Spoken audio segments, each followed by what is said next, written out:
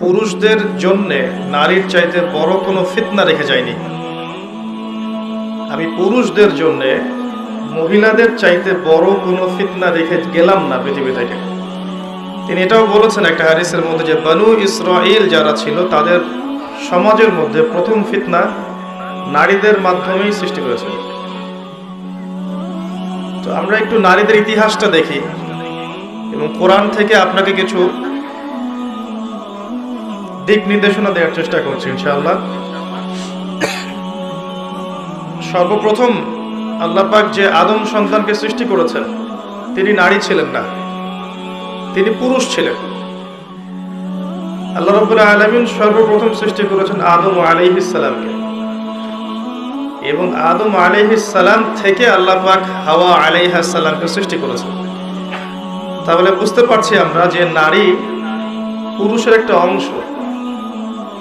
একটা বর্ণনায় পাওয়া যায় যে আদম আলাইহিস সালামের বুকের বা পাঁজরের হাড় থেকে হাওয়া আলাইহিস সালামকে সৃষ্টি করা হয়েছে।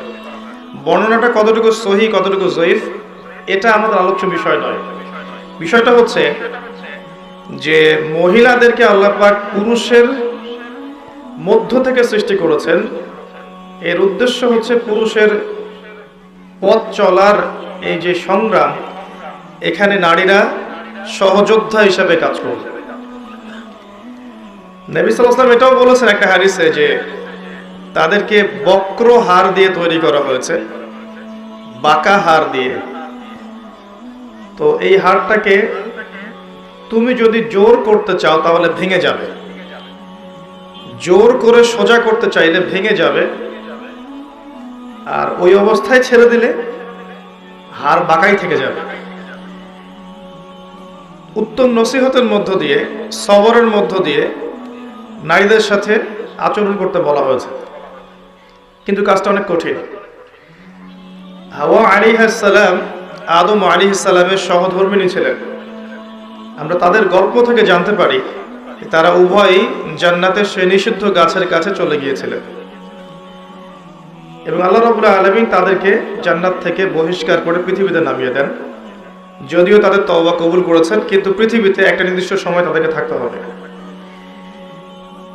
পৃথিবীতে নামিয়ে দিয়ে আল্লাহ পাক যে দিক নির্দেশনা দিয়েছিলেন সেটা হলো যে তোমরা পৃথিবীতে নেমে যাও। ফাইম্মা ইয়াতিয়ান্নাকুম মিন্নি হুদান, পৃথিবীতে তোমাদের কাছে আমার পক্ষ থেকে হেদায়েত আসবে।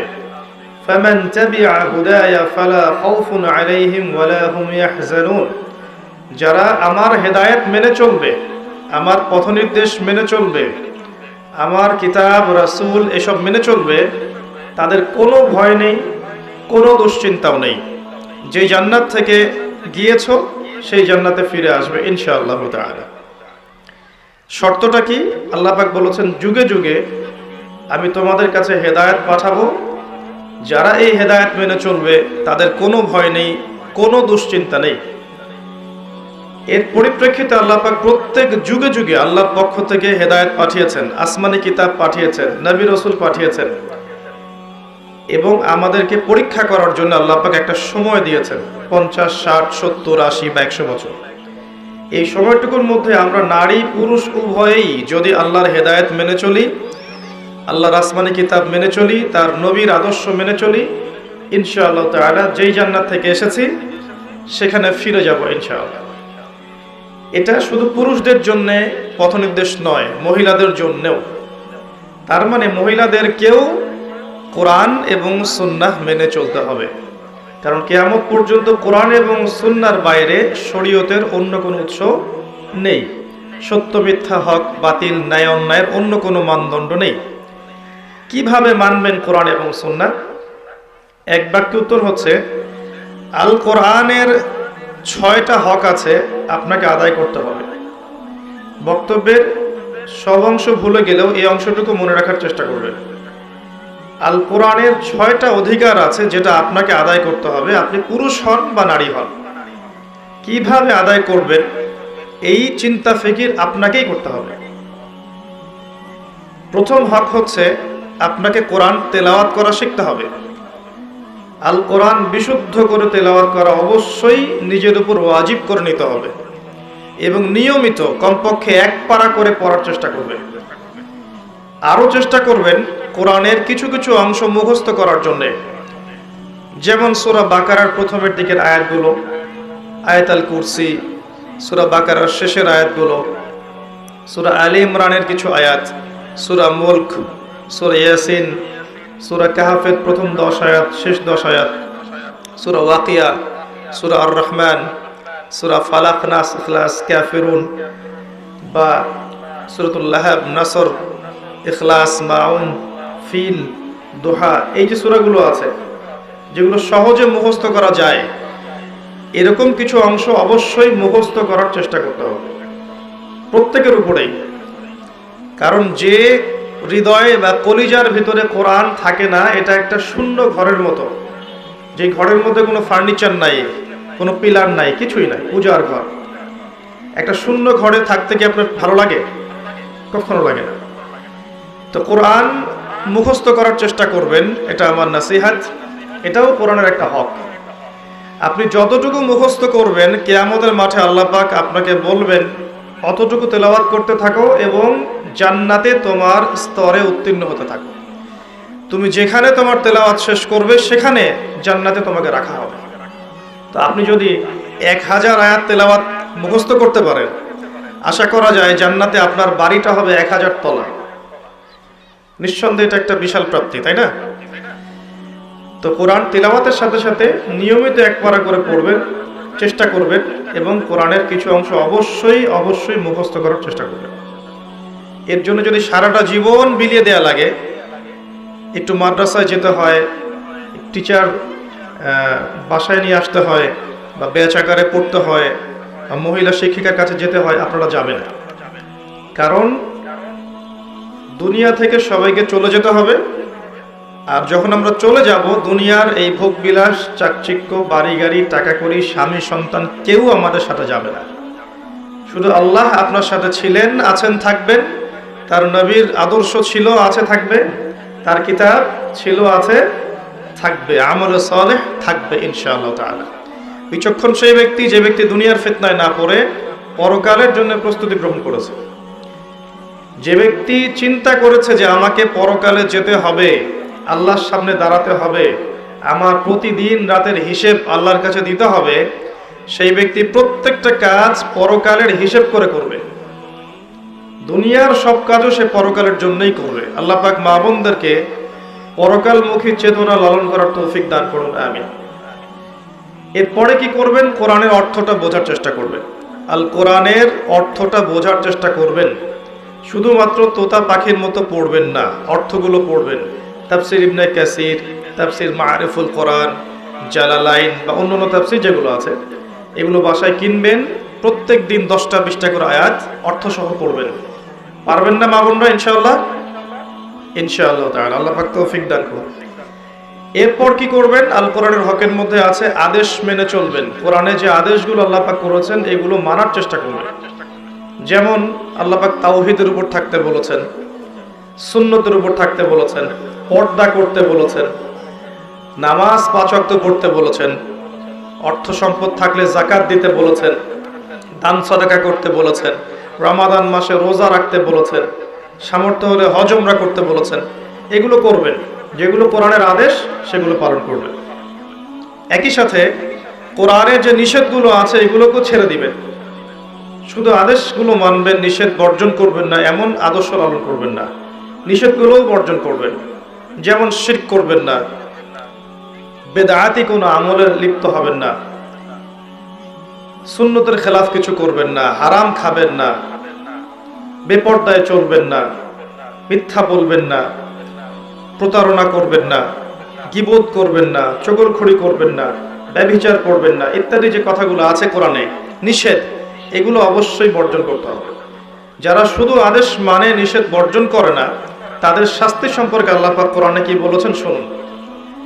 সূরা বাকারার 85 এবং 86 নম্বর আয়াতে আল্লাহ পাক বলেছেন, আফাতুমিনুনা বিবা'দিল কিতাবি ওয়া তাকফুরুনা বিবা'দ। তবে কি তোমরা কোরআনের কিছু অংশ মানো আর কিছু অংশকে মানো না? আল্লাহ প্রশ্ন করছেন আপনাকে, তবে কি তোমরা কোরআনের কিছু অংশকে মানো এবং কিছু অংশকে মানো না? মানে যেগুলো আদেশ সেগুলো মানছেন, নিষেধগুলো বর্জন করছেন না, বা যেগুলো সহজ সেগুলো করছেন, কঠিনগুলো করছেন না, এমন যদি আদর্শ থাকে, আকীদা থাকে, আল্লাহ বলছেন ফামা জাযাউ মান ইয়াফআলু যালিক ইল্লা খিজিউন ফিল হায়াতিদ দুনিয়া। যারা কোরআনের কিছু অংশ মানবে, কিছু অংশ মানবে না, তাদের জাযা হচ্ছে এই দুনিয়ার জীবনেই আমি তাদেরকে লাঞ্ছিত করে দিব। নাউযুবিল্লাহ। ইয়াউমাল কিয়ামাহ ইউরাদ্দুনা ইলা আশাদ্দিল আযাব। কিয়ামতের মাঠে আমি এই মানুষদেরকে সবচেয়ে যন্ত্রণাদায়ক শাস্তি প্রদান করব যারা কোরআনের কিছু মানে, কিছু মানে না। ধরেন নামাজ পড়ে আবার সুদও খায়, আবার যাকাতও দেয়, এদিকে ঘুষও খায়, আবার ধরেন যে মাশাআল্লাহ তাহাজ্জুদ গোজার, এদিকে বেপরদায় চলে, এদিকে মাশাআল্লাহ তাসবিহ তাহলিল করছে, কোরআন তেলাওয়াত করছে, সারাদিন মানুষের গীবত করে বেড়াচ্ছে, এদিকে মাশাআল্লাহ দেখবেন দান সদকা অনেক করছে, আবার এদিকে হিন্দি সিরিয়াল, স্টার জলসা, জি বাংলা, পর্নোগ্রাফি, হারাম মুভিস, এগুলোতে ব্যস্ত আছে। মানে এক কথায় কিছু কিছু মানে আর কিছু কিছু মানে না। এমন আদর্শ যারা লালন করবে এদের শাস্তি হচ্ছে দুনিয়াতে আল্লাহ পাক লাঞ্ছিত করে দিবেন, নাউযুবিল্লাহ। আর পরকালে মর্মান্তিক শাস্তি মানে জাহান্নামে আল্লাহ পাক জ্বালাবেন। আর জাহান্নামের কথা মনে পড়লেই কিন্তু একটা হাদিস মনে পড়ে যায়। নবী সাল্লাল্লাহু আলাইহি ওয়াসাল্লাম মেরাজের রাতে গিয়েছিলেন। মেরাজের রাতে আল্লাহ পাক তাকে জান্নাত জাহান্নাম দুটোই দেখিয়েছেন। দেখেন নাই?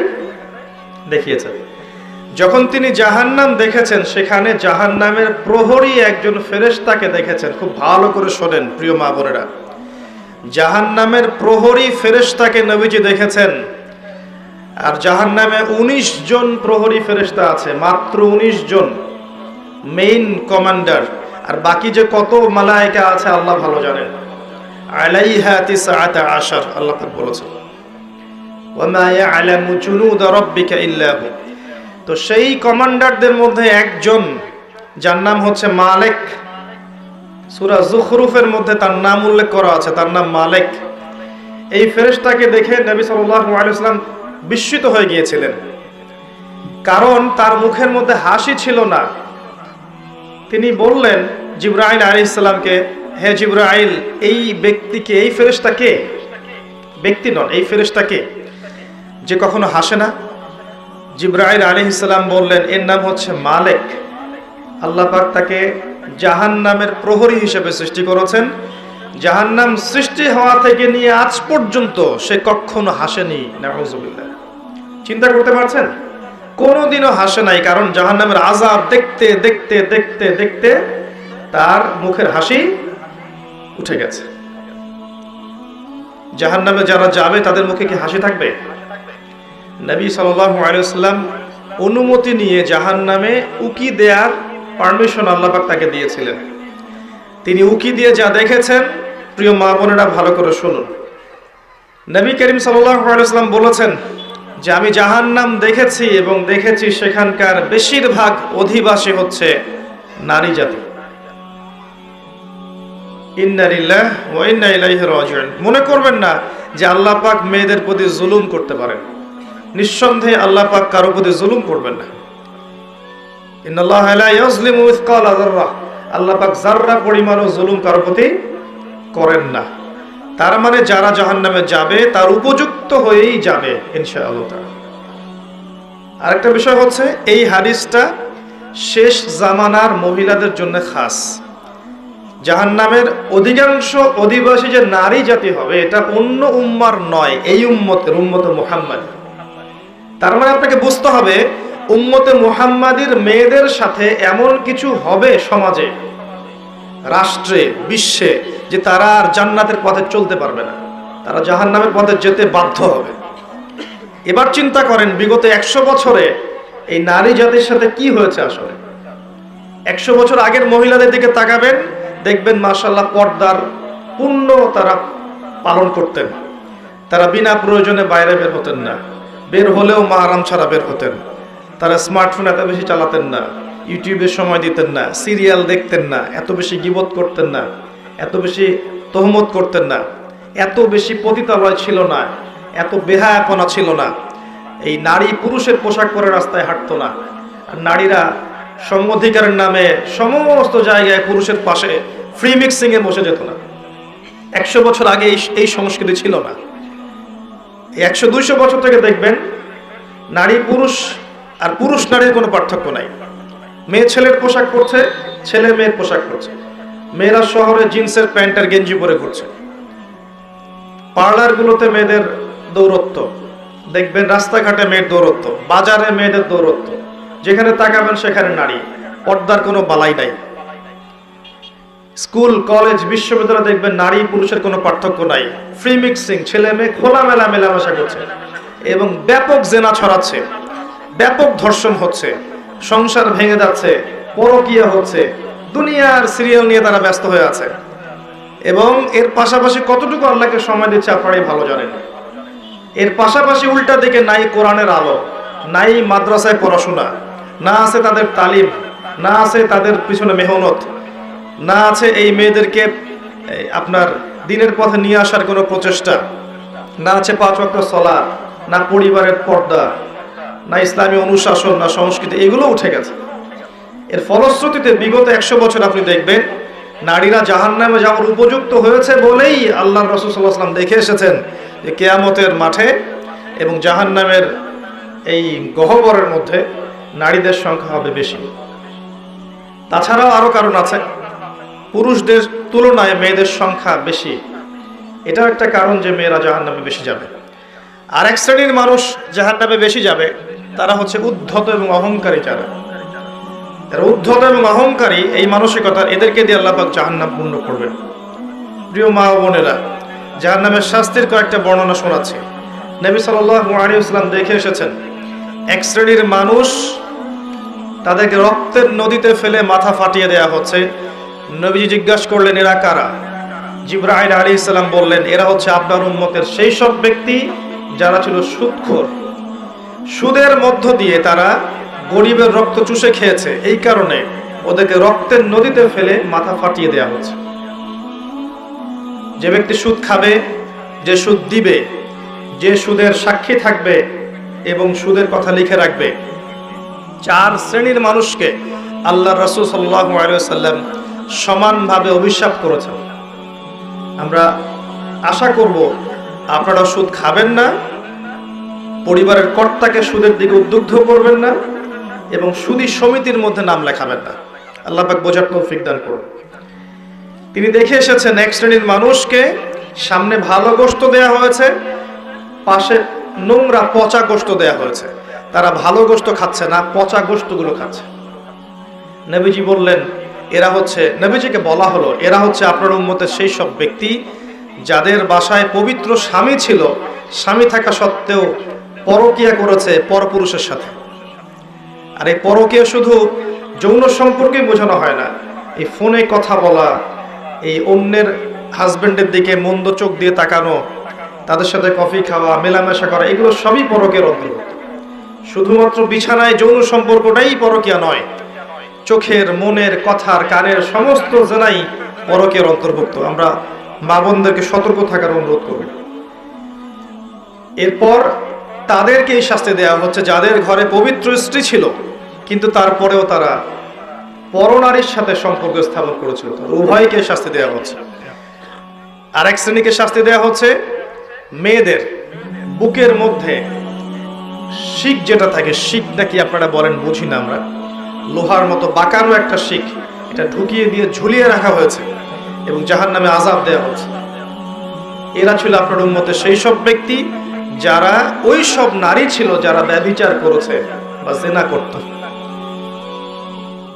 জিনার এই পথ পুরুষদের মাধ্যমে যতটা না উন্মুক্ত হয়, নারীদের মাধ্যমে তার চেয়ে বেশি উন্মুক্ত।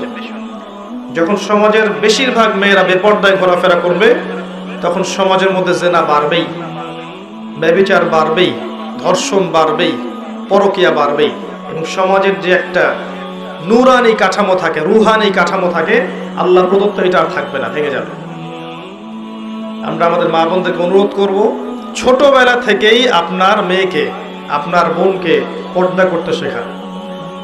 সম্ভ্রম একবার চলে গেলে এই বিশ্ব নেতারা, রাষ্ট্র নেতারা, অর্থনৈতিক নেতারা, সমাজের নেতারা কখনো সম্মানটুকু ফিরিয়ে দিতে পারবে না।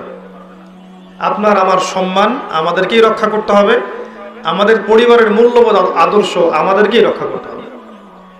এদিকে দাজ্জালের অনুসারী এবং শয়তানের অনুসারীরা কানের পাশে অনেক স্লোগান দিতে থাকবে, এই স্লোগানে আপনার কান দেয়া যাবে না। আল্লাহ পাক বোঝার তৌফিক দান করুন, আমিন। আর অনেক শাস্তি তিনি দেখে এসেছেন যে ব্যভিচারীদেরকে এমন চুলার মধ্যে রাখা হয়েছে যার নিচের দিকটা প্রশস্ত, সামনের দিকটা সরু, নিচ থেকে আগুন জ্বলছে, উপর থেকে দাউ দাউ করে, আর মানুষগুলো নগ্ন অবস্থায় উপর নিচ থেকে উপরে চলে আসছে। তিনি আরো অনেক শাস্তি দেখেছেন যে এতিমের মাল যারা ভক্ষণ করছে ওদের শাস্তি দেখেছেন যে তারা বড় বড় আগুনের এক একটা দলা এগুলো নিয়ে গিলছে, পেটের ভিতর চলে যাচ্ছে, পিছনের পথ দিয়ে বের হয়ে যাচ্ছে। যারা সালাত আদায় করতো না তাদের শাস্তি তিনি দেখে এসেছেন যে তারা শুয়ে আছে এবং মাথার উপরে দুইজন ফেরেশতা দাঁড়িয়ে আছে, তাদের হাতে বড় পাথর আছে, এই পাথর দিয়ে তারা মাথা ফাটিয়ে দিচ্ছেন, মাথাটা চূর্ণ বিচূর্ণ হয়ে যাচ্ছে এবং সেই পাথরটা ছিটকে অনেক দূরে চলে যাচ্ছে। এরপর সেই পাথর তারা আবার আনতে যাচ্ছেন, এই ফাঁকে এই মাথাটা আবার আগের জায়গায় চলে আসছে, আবার পাথরে নিয়ে আবারও মাথার উপরে আঘাত করে মাথাটাকে চূর্ণ বিচূর্ণ করা হচ্ছে। কাদের শাস্তি? যারা ফরজ নামাজ পড়তো না, ঘুমিয়ে থাকতো। নবী সাল্লাল্লাহু আলাইহি ওয়াসাল্লাম বলেছেন, 4টা কাজ যদি কোনো মেয়ে করতে পারে জান্নাতে যাওয়ার জন্য 8টা দরজা আল্লাহ পাক খুলে দেবেন ইনশাআল্লাহ। মাত্র 4টা কাজ কোনো নারী যদি করতে পারে তার জন্য আল্লাহ পাক জান্নাতের 8টা দরজাই খুলে দেবেন ইনশাআল্লাহ। যে দরজা দিয়ে ইচ্ছা সে প্রবেশ করতে পারবে। তার প্রথম কাজ হচ্ছে যেই নারী 5 ওয়াক্ত সালাত আদায় করে। কতজন মেয়ে এখন 5 ওয়াক্ত সালাত পড়ে নিজেরাই ভেবে দেখেন, বা আদৌ সালাতের নিয়ম কানুন জানে কিনা ভেবে দেখেন, ওযু ঠিক মতো করতে পারে কিনা ভেবে দেখেন, সালাতের ফরজ ওয়াজিব কোনটা, সুন্নাহ কোনটা, মুস্তাহাব জানে কিনা এটা ভেবে দেখেন। জীবনে কোনোদিন সালাত শিক্ষা একটা বই পড়েছে কিনা এটাও ভেবে দেখেন। 12, 14, 15 বছর স্কুল কলেজ ইউনিভার্সিটিতে পড়েছে, 20 বছরের মতো, একটা নামাজ শিক্ষা বই পড়েছে কিনা ভেবে দেখেন। এই মেয়ে কি বিনা হিসেবে জান্নাতে যাবে? 8টা দরজা খুলে দেওয়া হবে। দ্বিতীয় কাজ বলেছেন নবী সাল্লাল্লাহু আলাইহি ওয়াসাল্লাম, যেই নারী 5 ওয়াক্ত সালাত আদায় করে এবং রমজান মাসে রোজা রাখে। রমজান মাস কি সেটাই তো জানে না এখন। রমজান মাস মানে ওর কাছে মনে হয় ঈদ করার মৌসুম, জামা কেনার মৌসুম, নতুন নতুন জামা আসবে, এগুলো কিনবো, ফ্যাশন করব, বিউটি পার্লার যাব, মেকআপ করব, ঢ্যাং ঢ্যাং করে ঈদের দিন রাস্তায় ঘুরবো, এটাই হচ্ছে রমজানের বৈশিষ্ট্য তাদের কাছে মনে হয়। অথচ রমজান আসলে আয়েশা রাদিয়াল্লাহু আনহা চোখের পানি ঝেড়ে দিয়ে সিজদায় পড়ে থাকতেন, জায়নামাজে পড়ে থাকতেন। এমনকি নবী সাল্লাল্লাহু আলাইহি ওয়াসাল্লামের সঙ্গ দেখা যেত কোনো কোনো ক্ষেত্রে পাওয়া সম্ভব হতো না। আমাদের নবীজি তখন আল্লাহর ধ্যানে এবং ইবাদতে বেশি ব্যস্ত থাকতেন। কোথায় সেই মেয়েরা এখন রমজান মাসে 30টা রোজা রাখবে, পাশাপাশি তাহাজ্জুদে দাঁড়িয়ে, কিয়ামুল লাইলে দাঁড়িয়ে, তারাবির সালাতে দাঁড়িয়ে আল্লাহর সামনে চোখের পানি ঝারবে। চোখ দিয়ে পানি ঝরা তো একটা সৌভাগ্য, আল্লাহর স্মরণে চোখ দিয়ে পানি আসা একটা সৌভাগ্য, যেটা আল্লাহ পাক সবাইকে দেন না। যেই চোখ দিয়ে সারাদিন জি বাংলা স্টার জলসা দেখছেন, পরপুরুষকে দেখছেন, অবাস্তব এইসব কাহিনীর সাথে বাস্তবতার কোনোই সম্পর্ক নাই। শিরকি, মুশরিকি আকীদা, কুফরি আকীদা এগুলো শিখছেন, ওদের সংস্কৃতি শিখছেন, ওদের রং ঢং শিখছেন, ওদের মতো করে কথা বলছেন, ওদের মতো করে শাড়ি পরছেন, ওদের মতো করে খাচ্ছেন, উঠছেন, বসছেন। এই চোখ দিয়ে আল্লাহর পানি বের হবে কখনো? এই চোখ দিয়ে আল্লাহর পানি বের হওয়ার সৌভাগ্য হবে কখনো? কোশ্চিন কেন হবে না? আর যে আল্লাহর স্মরণে কাঁদতে পারে নাই তার চেয়ে হতভাগা কে আছে পৃথিবীতে? কেউ যদি আল্লাহর স্মরণে কাঁদে, আল্লাহ পাকও তাকে মনে মনে স্মরণ করেন এবং সেই চোখ জাহান্নামে যাবে না যেই চোখ আল্লাহর স্মরণে কেঁদেছে। রমাদান মাসের সওম, এই অবস্থা আমাদের নারী জাতির। তারপর দেখবেন তৃতীয় কাজ নবীজি বলেছিলেন, যারা লজ্জাস্থানের হেফাজত করতে পারবে, নামাজের সাথে রোজা, এরপর লজ্জাস্থানের হেফাজত করতে পারবে, তার মানে খাস পর্দা করতে পারবে। আমি শব্দটা বলেছি খাস পর্দা করতে পারবে, ডিজিটাল পর্দার কথা আমি বলিনি। ডিজিটাল বোরখা চলবে না, যেই বোরখা পরার পরেও শরীরের সমস্ত কাঠামো বোঝা যায়, কোন অঙ্গ কতটুকু উঁচু নিচু, এই বোরখা এখনই জ্বালিয়ে পুড়িয়ে দিতে হবে, এই বোরখা চলবে না। আপনাকে এমন বোরখা বানাতে হবে যেটা এত ঢিলে ঢালা, যেটা পরার পর দূর থেকে পর্যন্ত না, কাছ থেকেও যেন আপনার শরীরের কোনো অঙ্গের কাঠামো বোঝা না যায়, এবং বাহির থেকে তো ভিতরের অঙ্গ দেখার প্রশ্নই ওঠে না।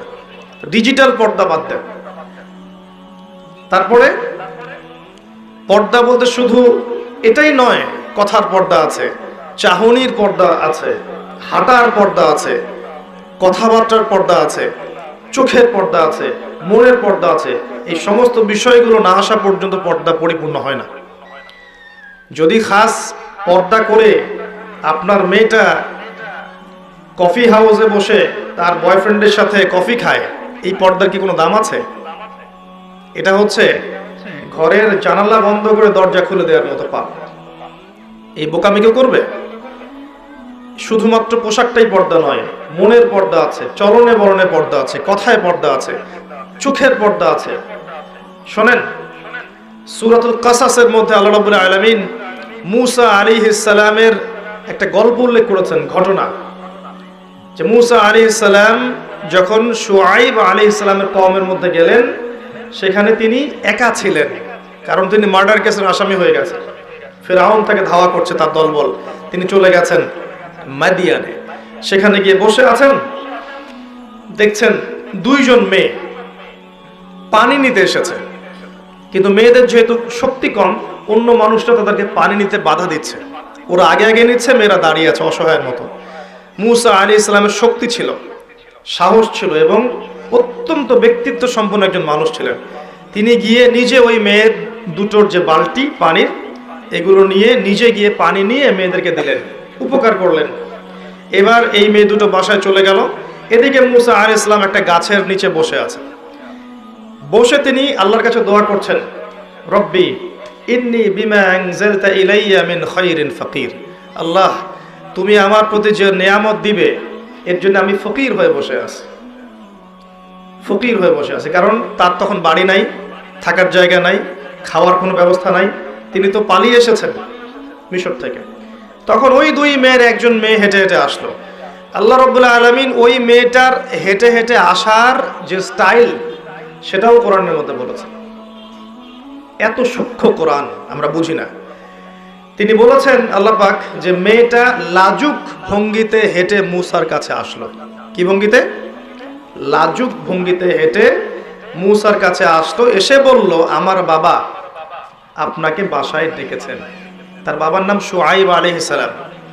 এই যে মেয়েটা লাজুক ভঙ্গিতে হেঁটে এসেছে, এই কথাটা কোরআনে আছে। তার মানে মেয়েদের হাঁটার মধ্যেও একটা আদর্শ আল্লাহ দিয়েছেন। এখনকার এই জেনারেশনের হাঁটা কি লাজুক ভঙ্গিতে? এদের হাঁটা দেখলে শত শত না লক্ষ লক্ষ যুবক জেনায় লিপ্ত হয়ে যাচ্ছে হাঁটা দেখে।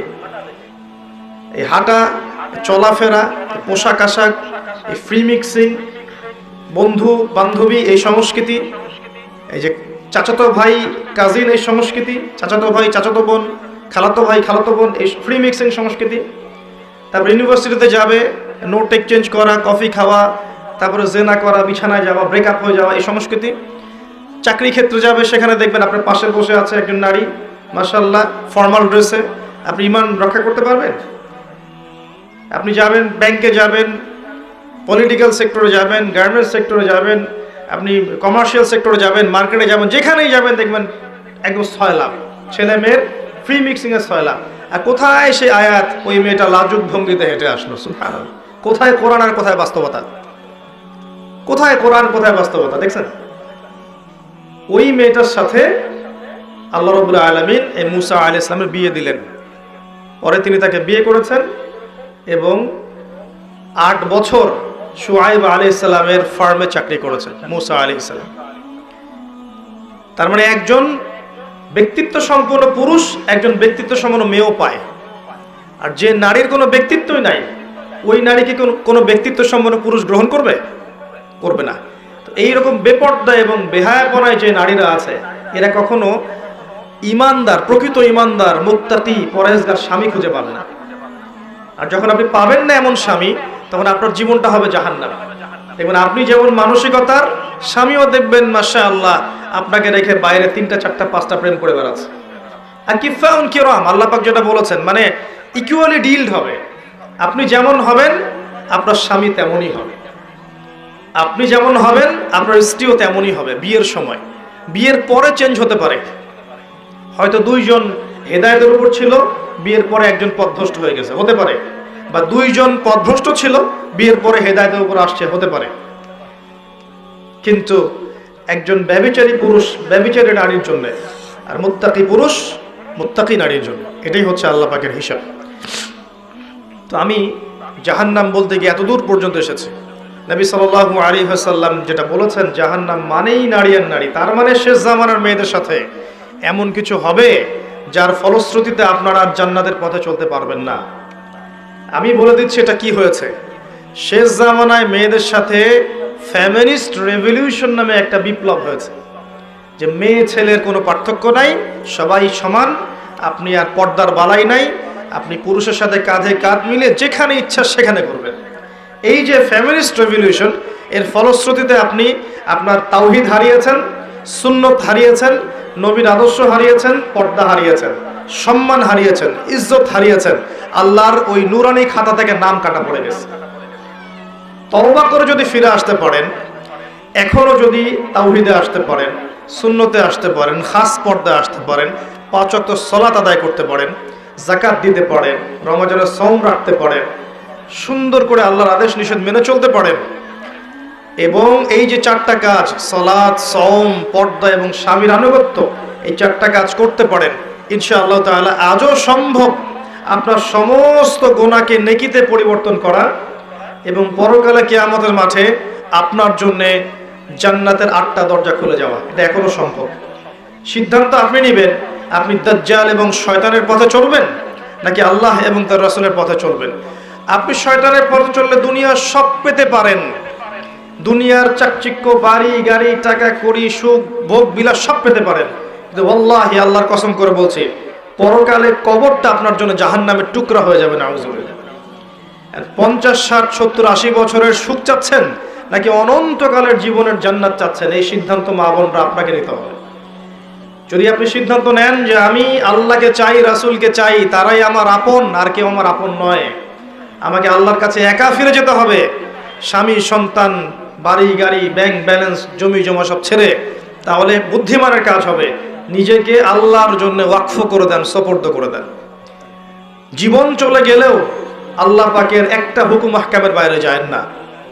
দুনিয়ার সব সম্পদের লোভ দিলেও নিজের পর্দা কখনো ছেড়ে দিয়েন না, নিজের ইজ্জত সম্মানকে বিকিয়ে দিয়েন না, যদি আপনাকে সারা দুনিয়ার প্রলোভনও দেয়া হয়। আল্লাহ বোঝার তৌফিক দান করুন মা বোনদেরকে, আমিন। আমি সামনে যাচ্ছি। 4র্থ কাজ হচ্ছে স্বামীর আনুগত্যের কথা নবীজি বলেছেন। 4টা কাজের 1 নাম্বার ছিল সালাত, 5 ওয়াক্ত, 2 নাম্বার সওম রমাজান মাস, 3 নাম্বার পর্দা, এবং 4 নাম্বার ছিল স্বামীর আনুগত্য। আনুগত্য কথাটা শুনলেই গা জ্বালা করে অনেকের, এখন যে আনুগত্য আমার কি জিনিস। এখনকার যারা ফ্যামিলিস্ট রেভলিউশনের ধোকায় পড়েছে, যেই মাদ্রাসার মেয়েরাও ফ্যামিলিস্ট রেভলিউশনের ধোকায় পড়েছে, এরও আনুগত্য শব্দ শুনলে গা জ্বালা পড়া করে, মনে করে যে আনুগত্য মানে হচ্ছে দাসত্ব। তারা মনে করে আমরা পুরুষের দাসত্ব কেন করব? হ্যাঁ, আমরা তো বেগম রোকেয়ার উত্তরসূরি, কি জন্য পুরুষের দাসত্ব করব? আমরা ডমিনেট করব, তারা আমাদের দাসত্ব করবে প্রয়োজনে, আমরা সমান। আল্লাহ যে কোরআনে বলেছেন আর-রিজালু কাওয়ামুনা আলান নিসা, এটা বাদ, এটা জাদুঘরে। আসেন, আনুগত্য আর দাসত্ব এক জিনিস নয়। আনুগত্য কি? আপনার স্বামী দিনদার, মুত্তাকি, পরহেজগার, আপনাকে কোরআন এবং সুন্নাহর পথে চলতে সাহায্য করছে এবং চলার জন্য আদেশ করছে, তার কথা মেনে চলার নাম হচ্ছে আদর্শ এবং আনুগত্য। আপনার স্বামী দিনদার, মুত্তাকি, আপনাকে কোরআন সুন্নাহর পথে চালানোর জন্য তিনি চেষ্টা করছেন, এই প্রত্যেকটা আদেশ ফলো করার নাম আনুগত্য করা। আর আপনার স্বামী ভালো মন্দ কিছুই বোঝে না, আপনাকে অর্ডার করেই যাচ্ছেন, আপনি ফলো করছেন বাধ্য, এর নাম দাসত্ব। বাস্তবিক অর্থে আপনারা তো দাসত্ব করছেনই, বাস্তবিক অর্থে আপনারা পশ্চিমা সংস্কৃতির দাসত্ব করছেন, বাস্তবিক অর্থে আপনারা ভারতীয় সংস্কৃতির দাসত্ব করছেন, বাস্তবিক অর্থে আপনারা শয়তান এবং দাজ্জালের ফিতনায় পা দিয়ে ওদের দাসত্ব করছেন। কিন্তু আনুগত্য অন্য জিনিস ছিল, যে কোরআন এবং সুন্নাহর বিধানগুলো মেনে চলার ক্ষেত্রে আপনার স্বামী আপনাকে হেল্প করছে, পথ দেখাচ্ছে, এই জিনিসগুলো মেনে চলার নাম আনুগত্য। আনুগত্য ভালো কাজের ক্ষেত্রে হয়, খারাপ কাজে হয়? খারাপ কাজে তো আপনি দাসত্ব করছেন। আর কোনো কোনো ক্ষেত্রে দেখা যায় যে ভালো মন্দ স্বামী এমনভাবে বোঝে, হয়তো স্ত্রী অতটা বুঝে না, সেই ক্ষেত্রে তার পরামর্শটা মেনে নেওয়ার নাম আনুগত্য করা। কোন কোন ক্ষেত্রে সমাজে এবং সংসারে, স্পেশালি পরিবারে এবং সংসারে শান্তি শৃঙ্খলা বজায় রাখার জন্যে চুপ থাকার অভ্যাস করতে হয়, নীরব থাকার অভ্যাস করতে হয়, মেনে নেয়ার মানসিকতা তৈরি করতে হয়, যাতে করে সংসারটা ঠিক থাকে, পরিবারটা ঠিক থাকে, পরিবারের পরিবেশটা সুশৃঙ্খল থাকে। এগুলো না মানবত্ব, বিচক্ষণতা। এর ফলশ্রুতিতে যে ফলাফলটা আসবে সেটা আপনিই ভোগ করবেন, পরিবার সুন্দর থাকবে। এখনকার পশ্চিমাদের ধোকায় পড়লে স্বামীকে আপনার শত্রু মনে হবে স্বামী আমার কাছে সম্মানের পাত্র নয়, বরং স্বামী আমার প্রতিদ্বন্দ্বী, ও পারলে আমি কেন পারবো না, এই চেতনা তৈরি করেছে না? ও করলে আমি কেন নয়, তারা করলে আমি কেন নয়, মানে স্বামী এবং স্ত্রী, নারী আর পুরুষকে ওরা একে অপরের প্রতিদ্বন্দ্বী বানিয়ে দিয়েছে। অর্থাৎ সমাজ, সংসার, পরিবার এগুলো টিকে থাকে একে অপরের সহযোগিতায়। প্রতিদ্বন্দ্বিতা হলে হবে? প্রতিদ্বন্দ্বিতা হলে কখনো টিকে থাকে না। শোনেন, নবী সাল্লাল্লাহু আলাইহি ওয়াসাল্লাম বলেছেন, আমি যদি আল্লাহর পরে কাউকে সেজদা করার আদেশ করতাম, তাহলে আমি মেয়েদেরকে বলতাম তারা যেন স্বামীদেরকে সেজদা করে। এই সম্মানটা আল্লাহ স্বামী দিয়েছেন। প্রিয় মা বোনেরা, 4টা কাজের কথা বলেছিলাম। তার প্রথমটা হচ্ছে, একজন নারী যদি 5 ওয়াক্ত সালাত জামায়াতের সাথে আদায় করতে পারে, জামায়াতের সাথে নয়, বাসায় 5 ওয়াক্ত সালাত টাইম টু টাইম ওয়াক্ত মোতাবেক আদায় করতে পারে, রমাদান মাসে সওম রাখতে পারে 1 মাস, নিজের লজ্জাস্থানের হেফাজত করতে পারে, অর্থাৎ পর্দা ঠিকমতো করতে পারে, এবং ভালো কাজে তার স্বামীর আনুগত্য করতে পারে, ইনশাআল্লাহ তাআলা এই মহিলা বা এই নারী যখন মারা যাবে, পরকালে আল্লাহ রাব্বুল আলামিন তাকে জান্নাতের 8টা দরজা খুলে দিবেন, যেই দরজা দিয়ে ইচ্ছা সে জান্নাতে প্রবেশ করতে পারবে। আমরা আশা করব আপনারা এই 4টা কাজ করার মানসিকতা নিয়ে আজকের মাহফিল থেকে বাসায় যাবেন। আজকের পর থেকে কোনোদিনও যেন নামাজ ছুটে না যায়, নামাজ কাজা না হয়, নামাজ থেকে আপনাকে কেউ গাফেল করতে না পারে। সমস্ত কাজ পড়ে আগে সালাত। আজকের পর থেকে কখনো যেন রমাদান মাসের সওম মিস না যায়, যেগুলো আল্লাহর নিয়মে ছুটে যাবে সেগুলো পরে কাজা করে নেবেন। আজকের পর থেকে যেন পর্দা না ছুটে যায়, হৃদয়, কথা, চোখ, শরীর, পোশাক সমস্ত ক্ষেত্রে যেন আপনার পর্দা বজায় থাকে। এবং সর্বশেষ যে বিষয়টা, স্বামীর আনুগত্য, এই বিষয়টা যেন আপনার মধ্যে থাকে। স্বামী আপনার মহব্বতের, স্বামী আপনার ভালোবাসার মানুষ, স্বামী আপনার প্রতিদ্বন্দ্বী নয়, আপনার সহযোগী। আপনার সমস্ত বিষয়ের গার্ডিয়ানশিপ এখন স্বামীর হাতে। স্বামী যে বিষয়গুলো পছন্দ করেন সেগুলোর মধ্যে ফোকাস করবেন, যেগুলো পছন্দ করেন না সেগুলো তার সামনে করবেন না। যে ভালো কাজগুলো স্বামী আপনাকে করতে বলবেন সেগুলো অবশ্যই করবেন, তবে আল্লাহ এবং তার রাসূলের বিরুদ্ধে যদি স্বামী কিছু করতে বলে আপনি কখনোই স্বামীর আনুগত্য করবেন না, এই দাসত্ব করবেন না। তাই বলে তার সাথে ঝগড়া বাঁধাবেন না, পরিবারকে অস্থিতিশীল করবেন না, বুঝিয়ে স্বামীকে হেদায়েতের পথে আনার চেষ্টা করবেন। বেশি থেকে বেশি স্বামীর জন্য দোয়া করবেন। এই কথাগুলো মেনে চলার চেষ্টা করেন এবং আপনার সন্তান, ছেলে হোক আর মেয়ে হোক, আপনাদের ছোট ছোট ভাই বোন, সন্তান সন্ততি যারা আছে, এদের সবাইকে ছোট্টবেলা থেকেই কোরআনের পথে নিয়ে আসেন, ইসলামের পথে নিয়ে আসেন, পর্দা শেখান, ইসলামিক নৈতিকতা শেখান, আস্তে আস্তে বড় করে তোলেন। দেখবেন ইনশাল্লাহ আপনি আমি একদিন থাকবো না, আমাদের এই প্রজন্ম ইনশাল্লাহ পরবর্তীতে থাকবে। এই প্রজন্মের হাতেই ইনশাল্লাহ দেখবেন আল্লাহ পাক ইসলামের বিজয়ের পতাকা তুলে দেবে ইনশাআল্লাহ তাআলা। আমি আর কয়েকটা কথা বলে আপনার জন্য শেষ করতে চাচ্ছি। এই অংশটুকু একটু মনোযোগ দিয়ে শুনুন, 5 থেকে 10 মিনিট। আল্লাহ রাব্বুল আলামিন কোরআনে এবং সুন্নায় আপনার জন্য প্রচুর হেদায়েত দিয়েছেন। আমি যদি আসলে আরো একটা দিন সময় পেতাম আপনাদের লেকচারের জন্য স্টাডি করার, আমি 1 থেকে 1.5 ঘন্টা শুধুমাত্র আপনাদের ব্যাপারে কোরআন এবং সুন্নায় যতগুলো আয়াত এবং হাদিস এসেছে সেগুলো আমি আপনার সামনে বলতে পারতাম। আমার সফরের ক্লান্তিজনিত কারণ এবং সময় সংকুল না হওয়ার কারণে আমি সেই 1.5 ঘন্টার লেকচারটা এখন দিতে পারছি না। ইনশাল্লাহ ভবিষ্যতে শুধুমাত্র মহিলাদের জন্য আলাদা একটা খুতবা বা মাহফিল থাকবে, সেখানে পুরো বিষয়গুলো আমি তোলার চেষ্টা করবো ইনশাল্লাহ, আল্লাহ তৌফিক দান করুন। তবে আমি চিস্টগুলো এখন বলছি আপনাকে। আল কোরআনের প্রথম সূরা সূরা বাকারা, এই সূরা বাকারার মধ্যে যে নবীর ঘটনাকে কেন্দ্র করে এর নাম সূরা বাকারা হয়েছে, তার নাম নবী মুসা আলাইহিস সালাম। কথা ঠিক আছে?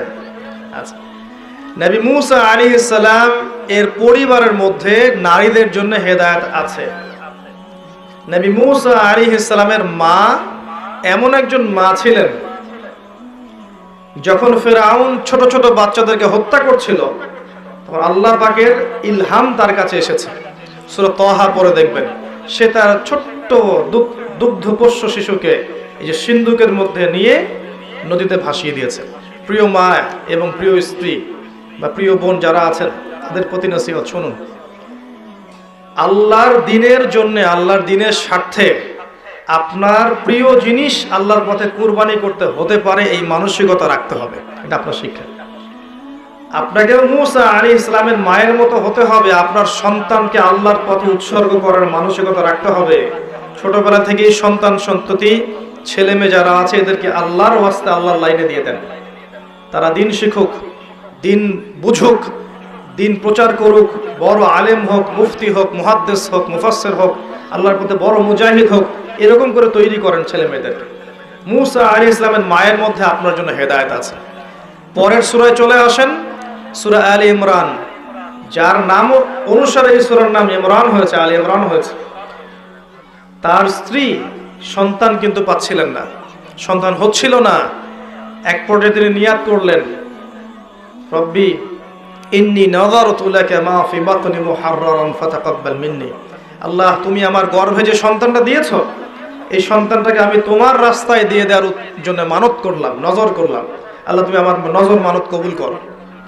আল্লাহ পাক তাকে সন্তান দিলেন এবং সেই সন্তানকে তিনি আল্লাহর পথে দিয়ে দিলেন। আবারও বলছি প্রিয় মা বোনেরা, নিজের সন্তানদেরকে আল্লাহর পথে বড় করেন, এই পথে মানুষ করার এবং দ্বীনের খেদমত করার যোগ্য করে তৈরি করেন। এই সন্তানের নাম ছিল মারিয়াম আলাইহিস সালাম। তিনি ছেলে ছিলেন না, একজন মেয়ে ছিলেন। আর এই মারিয়াম আলাইহিস সালামের মধ্যে মেয়েদের জন্য দৃষ্টান্ত আছে। খুব কম নারী আল্লাহ পাকের এই যে রহমত, বরকত, জান্নাতের সৌভাগ্য লাভে ধন্য হবেন, তার মধ্যে এই নারী একজন, মারিয়াম আলাইহিস সালাম। তিনি এত ইবাদত গুজার ছিলেন, পর্দানসীন ছিলেন, যে মসজিদের একটা কোনায় তার জন্য একটা হুজরা আলাদা করে তৈরি করা থাকতো, তিনি সেখানে ইবাদত করতেন। তার কাছ থেকে আমাদের মা বোনদেরকে এখন ইবাদত শিখতে হবে, আদর্শ শিখতে হবে। ভারতীয় নায়িকা, পশ্চিমা নায়িকা, বাংলাদেশের নায়িকা, এদের থেকে আপনি আদর্শ নেবেন না। আপনাকে আল্লাহ পাক কোরআনে আদর্শ দিয়েছেন। মারিয়াম আলাইহিস সালাম আপনার আদর্শ। প্রচুর ইবাদত গুজার ছিলেন, আপনারাও তার মতো করে ইবাদত করেন। আল্লাহ পাক তৌফিক দান করুন, আমিন। নিয়মিত সালাত পড়েন, যাকাত দেন, সওম রাখেন, ভালো কাজ করেন, সত্য কথা বলেন, তিলাওয়াত করেন, জিকির করেন, এগুলোতে আপনার সময় অতিবাহিত করেন। এর পাশাপাশি আপনি সাংসারিক যে কাজগুলো করবেন, এই প্রতিটা কাজই আপনার জন্য ইবাদত। যদি আপনি এই নিয়াতে করেন যে এই কাজগুলো আমি করছি আমার পরিবারের ভরণ পোষণের জন্য, ওদের ভালোর জন্য, এর বিনিময়ে আমি আল্লাহর কাছে নেকি চাচ্ছি। আল্লাহ তৌফিক এনায়েত করুন, আমিন। আপনার জন্য প্রচুর দৃষ্টান্ত আছে। সূরা রুমের মধ্যে যান, সেখানে আল্লাহ বলেছেন, আমি নারীদেরকে সৃষ্টি করেছি পুরুষ থেকে এবং তাদেরকে বানিয়েছি প্রশান্তির উৎস। জাআলা বাইনাকুম মাওয়াজ্জাতা ওয়া রাহমা, নারী পুরুষের মাঝখানে আমি রহমত, প্রেম, ভালোবাসা দিয়েছি। লিতাসকুনু ইলাইহা, যাতে করে তাদের কাছে গিয়ে তোমরা শান্তি পেতে পারো। প্রিয় মা বোনেরা, আপনাদের পরিবারের দায়িত্ব হচ্ছে পরিবারের শান্তি স্থাপন করা এবং আপনার স্বামীকে শান্তি দেয়া, প্রশান্তি দেয়া। যখন আপনি পশ্চিমা আদর্শে আছেন, ভারতীয় আদর্শে আছেন, দুনিয়াদারি নিয়ে ব্যস্ত আছেন, তখন আপনার কাছে কি আদৌ একজন স্বামী শান্তি পাবে, প্রশান্তি পাবে? এই কারণে পরিবার থেকে আজকে দিন দিন শান্তি উঠে যাচ্ছে। যখন আপনি স্বামীকে শ্রদ্ধা করছেন না, স্বামীকে সম্মান করছেন না, স্বামীর আনুগত্য করছেন না, স্বামীকে বিশ্বাস করছেন না, স্বামীর প্রতি ভরসা রাখছেন না, যদি আপনার স্বামী দিনদার হয়, তাহলে সেই পরিবারে কি শান্তি এবং সুকুন আসবে? হ্যাঁ, যদি আপনার স্বামী বদকার হয়, জুয়াখোর হয়, মাদকসেবী হয়, বেনামাজি হয়, সেক্ষেত্রে আপনি যদি পরহেজগার হন, সেক্ষেত্রে সমীকরণটা ভিন্ন হবে। কিন্তু যদি আপনার স্বামী দিনদার হয়, মুত্তাকি, পরহেজগার হয় এবং তাকে যদি আপনি ভুল বুঝতে থাকেন, বিশ্বাস না করেন, শ্রদ্ধা না রাখেন, আনুগত্য না করেন, সেই পরিবারে কি কখনো শান্তি আসবে? আর ওই স্বামী কি কখনো আপনার কাছে গিয়ে সাকিনা পাবে? পাবে না, প্রশান্তি পাবে না। যখন পাবে না তখন কিন্তু সে অন্যদিকে নজর দিবে। তখন সে চিন্তা করবে যে আমার হয়তো আরো কিছু প্রয়োজন, হয়তো আমি যা চাচ্ছি সেটা পাচ্ছি না। তখন সমাজে একটা বিশৃঙ্খলা সৃষ্টি হবে। এর জন্য দায়ীটা কে হলো তাহলে? ওই পুরুষ একাই দায়ী নয়, ওই মহিলাও কিন্তু সমানভাবে দায়ী। তো আপনাকে সৃষ্টি করা হয়েছে যাতে করে আপনি পরিবারকে শান্তি দিতে পারেন, একজন আদর্শ মায়ের রোল প্লে করতে পারেন, একজন আদর্শ বোনের রোল প্লে করতে পারেন, একজন আদর্শ স্ত্রী রোল প্লে করতে পারেন। এগুলো না হলে পরকালের মাঠে যদি পরিবার বর্গ, স্পেশালি স্বামী আপনার বিরুদ্ধে সাক্ষী দেয়, আপনার জন্য পুলসিরাত পার হওয়া কঠিন আছে। একইভাবে একজন স্ত্রী যদি স্বামীর পক্ষে সাক্ষী না দেয় যে স্বামীর চরিত্র ভালো ছিল, তাহলে ওই স্বামীরও পুলসিরাত পার হওয়া কঠিন আছে। তো এই বিষয়গুলো আমাদেরকে বুঝতে হবে। এগুলোর অভাবে আজকে পরিবারগুলো ভেঙে যাচ্ছে, ডিভোর্স বাড়ছে, ভুল বোঝাবুঝি বাড়ছে, ঝগড়াঝাটি বাড়ছে, ব্যভিচার বাড়ছে, পরকীয়া বাড়ছে, জেনা বাড়ছে, ধর্ষণ বাড়ছে, এগুলো বাড়ছে। সামাজিক কাঠামো ভেঙে যাচ্ছে।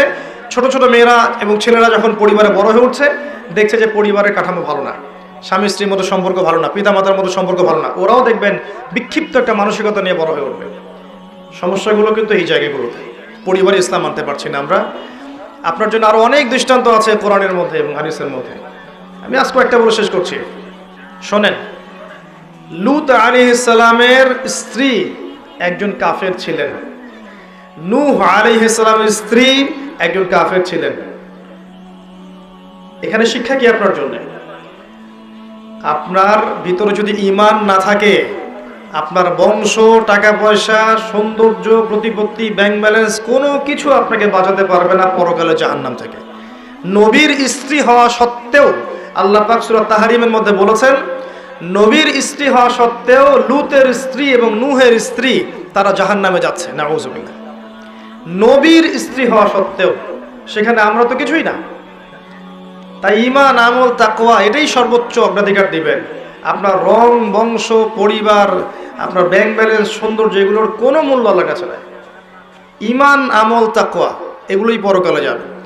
অনেক এক্সাম্পল আপনার জন্য কোরআন এবং হাদিসে আছে। ওই যে খাদিজা রাদিয়াল্লাহু আনহার কাছে যান, নবী সাল্লাল্লাহু আলাইহি ওয়াসাল্লাম যখন ওহীপ্রাপ্ত হয়ে এসেছেন, খাদিজা রাদিয়াল্লাহু আনহা তাকে সাপোর্ট দিয়েছেন। তিনি বলেছেন, লাকাদ খাশিতু আলা নাফসি, আমি আমার নিজের নফসের উপর ভয় পাচ্ছি। আর খাদিজা রাদিয়াল্লাহু আনহা তাকে অভয় দিচ্ছেন, আপনার কোনো ভয় নেই, আপনি একজন ভালো মানুষ, আপনি এতিমের দেখাশোনা করেন, বিধবার খোঁজ নেন, আপনি মিসকিনের পাশে দাঁড়ান, আপনি অসহায়ের সেবা করেন, আল্লাহ আপনার কোনো ক্ষতি করতে পারে না। এই যে একজন স্ত্রীর ভূমিকা দেখেন, একজন স্ত্রীর ভূমিকা হবে তার স্বামীকে আল্লাহর পথে চলতে সাহায্য করা, তাকে বুস্ট আপ করা পেছন থেকে। আর সেই স্ত্রী যদি তাকে আল্লাহর পথে চলতে বাধা দেয়, প্রতিবন্ধকতা সৃষ্টি করে, পরিবেশ নষ্ট করে ফেলে, তাহলে এই স্ত্রী কি আসলেই সেই নেককার স্ত্রী? তো দাড়ি, আপনার বোরখা বা ডিগ্রি সার্টিফিকেট সব নয়, আপনার কাজটা মূল্যবান। কি করছেন আপনি সমাজে এবং কি করছেন আপনি পরিবারে? খাদিজা রাদিয়াল্লাহু আনহার ভূমিকায় থাকলে আপনি আপনার স্বামীকে সারাটা জীবন দিনের পথে চলতে হেল্প করবেন, তার মানসিক অবস্থা ভালো রাখবেন, তাকে পড়াশোনা করতে দিবেন, তাকে সে সমস্যায় পড়লে, বিচলিত হলে, হতাশ হলে তাকে সাপোর্ট দিবেন, পিছন থেকে তাকে হেল্প করবেন। এটা আপনার ভূমিকা। আর এখানে যদি দেখা যায় স্বামী দুনিয়ার বিভিন্ন ফিতনা ফাসাদ ফেস করে বাসায় আসছে, আসার পরে আপনি উল্টা আরো 10টা পেইন তাকে দেওয়া শুরু করলেন, এই স্বামীকে ঠান্ডা মাথায় দিনের কাজ করতে পারবে? সম্ভব না।